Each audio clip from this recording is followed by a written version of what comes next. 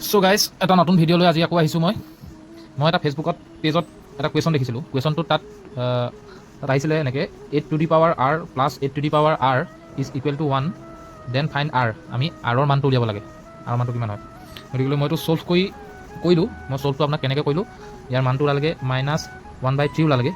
ইয়াৰ উত্তৰটো কেনেকৈ ওলালে মই বস্তুটো বুজাই দিছোঁ। আমি ইয়াৰ প্ৰশ্নটো কৈছে 8 to the power R plus 8 to the power R is equal to 1।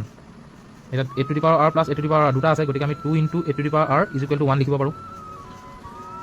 Implies 8 to the power R is equal two এই দুইটোক আমি ইফালে লৈ গুচি গ'লোঁ 1/2 হ'ল।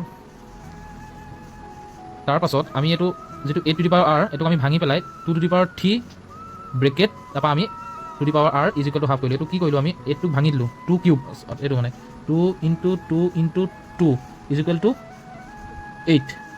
এইটো আমি এইটো এনেকৈ ভাঙি দিলোঁ 1 2 3, গতিকে 2 টু দি পাৱাৰ 3 এইটো ভাঙি দিলোঁ আমি।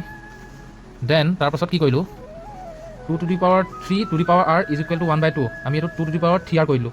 এইটো আমাৰ সূত্ৰটো কোনটো লাগিলে, এইটো লাগিলে a two the power m two the power n is equal two a two the power mn। এই সূত্ৰটো ব্যৱহাৰ কৰি আমি এইটো 2 two the power 3 R is equal two 2 two the power -1 কৰিলোঁ। আৰু এই 2 টু দি পাৱাৰ -1টো কেনেকৈ হ'ল, হাফটো। ইয়াৰো এটা সূত্ৰ আছে, এই সূত্ৰটো হ'ল 1/a two the power n is equal two a two the power -n। এই সূত্ৰটো ব্যৱহাৰ কৰি আমি এইটো ভাঙি পেলালোঁ 1/2টোক 2 টু দি পাৱাৰ -1 কৰিলোঁ। গতিকে বৰ্তমান আমি পালোঁ ইয়াত 3r ইজ ইকুৱেল টু -1। আমি এই দুটা কি কৰিলোঁ, এইটো সূত্ৰ লাগিলে এইটো।